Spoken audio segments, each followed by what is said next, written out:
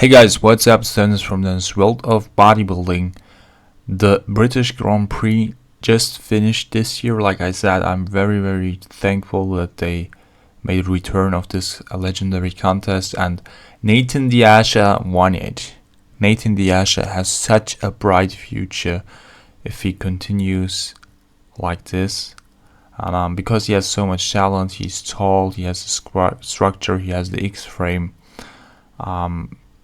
He looks awesome, okay? He really does. But let's come to the results. You probably will want to hear the results and some comments on it. So Nathan Asha was first. He really won like with a great score. Okay, the second guy was with double of Nathan's score, Samson Doda. I hope people will upload some pictures of the contest, because I think will be interesting. Will be very interesting for different reasons. So Samson Doda, I'll try to make a video about him soon.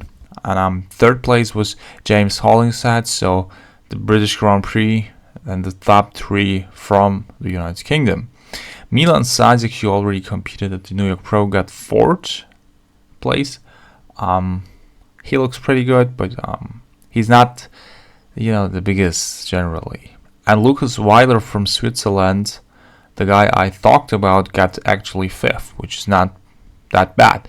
Sixth place was not Zach Khan, like some people, speculated that he will, get into the top 5, top 6. It is Andrea Presti from Italy. There are not many, pro bodybuilders from Italy that are known or, that are top professionals who are regularly competing at the Arnold Classic or Miss Olympia. So that sounds good to hear from that. That was the top 6, and even if I would talk about the 7th place, it wouldn't be Zach Khan. Zach Khan got 11th. Okay. And he's from the UK too. So he got, 11th place at his own ground with, in front of his own people, his own fan base, his own field, so to say. So I'm not disappointed because he had that severe injury. Zach Khan is a hardcore guy. I try to research up some stuff about him too, because I think there might be some interesting stories and informations that we may need to know, to talk about the comic more in detail. So Zach Khan, who was injured, and we already knew nobody of the more legit guys, in the preview said that he will likely get in the top 6. So he got a standing ovation, I read on the MD forum. So people are really appreciating his efforts. So he's not on Instagram, like I said. I think he was once removed from Instagram. He should do new profile. I think, like, I don't even have Facebook on my mobile device, only the Messenger.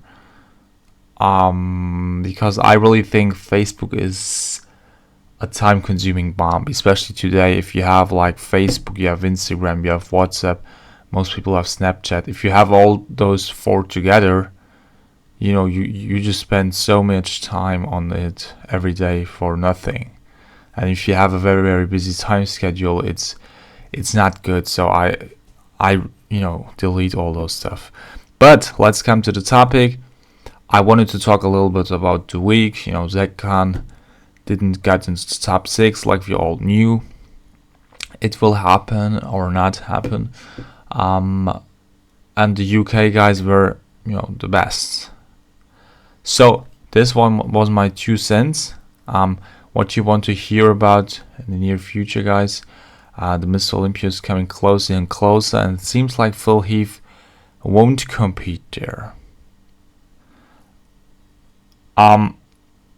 Phil is, I once said it relatively recently, that if Phil knows he'll win, if he feels like I will win, I will peak up, this year, I will look my best, my gut will be fine.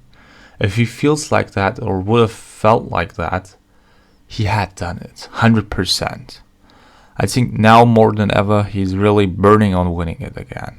He wants to do the Jay Cutler comeback, like Jay did in 2009. So it seems like he won't compete there. Let's see.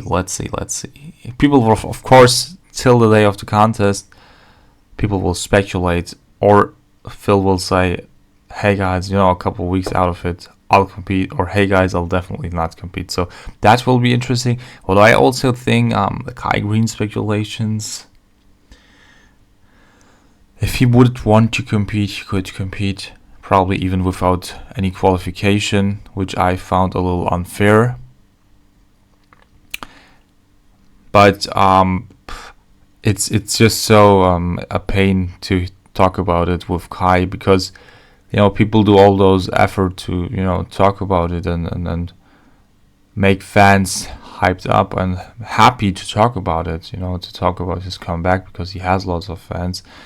And at the end, he's never competing, but still looking like he could step on stage every second. So this doesn't make much sense to me. I think that he's a weak person. In his mind, he talks about the mind all the time. Mind here, mind there, mind here, mind there. If you ask him a yes or no question, he'll talk about it, about the question for at least 30 minutes and still would not have the words yes or no in it. So you would still not know his answer. Okay? It still would be a speculative interpretation of yours if he means yes or no. So I think a guy like that, who should have a mind like a rock, is a paradoxon, is pathetic. If that guy, because he feels like he got dropped so many times, is not competing because of that, because it feels like he won't win the contest. Imagine Jay Cutler got second lots of times to Ronnie Coleman. Lots of times. And Jay looked awesome, okay? Especially, for example, 2001. But he didn't finish. He didn't finish after the first runner-up, after the second, after the third. He didn't finish. And I don't see any stories, I don't read up any stories where he complained about it back then. Nowadays, of course, if he would have the social media, background, if it would be available back then, probably he would talk more to the fans. Of course, people would follow him and he would more talk about the stuff he thinks, like if you think it's good or not.